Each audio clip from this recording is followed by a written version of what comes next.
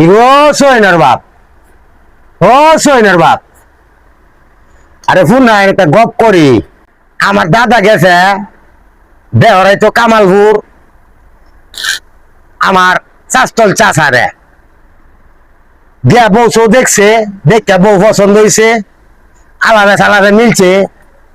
পরে আপনার আলাপ করতেছে জামাইয়ের কিতা কিতা দিবাইন, জামাইয়ের কাঠ দিবাইন, এ ফালন দিবাইন, এ টর্চ লাইট দিবাইন, একটা রেডু দিবাইন, ঘড়ি দিবাইন। আলাপ সালাপ করার শেষে তখন বউয়ের দাদা কইতাছে আপনারা তো বেকার সালাপ করলেন, তখন বউরে কিতা কিতা দিবাইন, কাওয়ার চাওয়ার কিতা কিতা দিবাইন, সোনা কদ্দুর দিবাইন।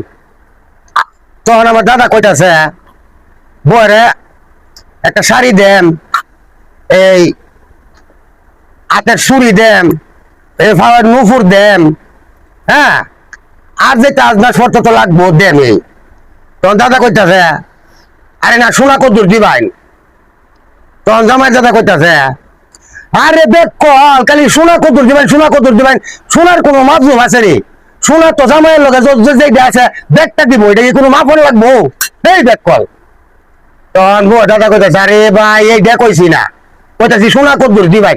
আরে ব্যাগ করতে বুঝাই আমি পারি না, সোনা তো জামাইয়ের লগে যেটা আছে ব্যাগটা ওই দিব, এখানে কি কম দেওয়া যাবো না কিতা? আরে না এইটা কইতাছি না, কইতাছি বউয়ের জেওয়ার টেওয়ার কি দিবাই। ও ব্যাগ করতে বাঙ্গায় কইতে না, বউয়ের জেওয়ার তো দেম, ওই কানের একজোর জেওয়ার দেওয়া লাগবে না? কানের একজোর জেওয়ার দেন, হাতের দেন, গলার দেন, পাওয়ার দেন। তুই তো বেড়া দিঘা সোনা কদ্দুর দেন, সোনার কোনো মাপ আছে নাকি? তাহলে ব্যাগ কল করতে আইসস, কইলে তো কইবেন গপ করি, এটা কোনো গপ না।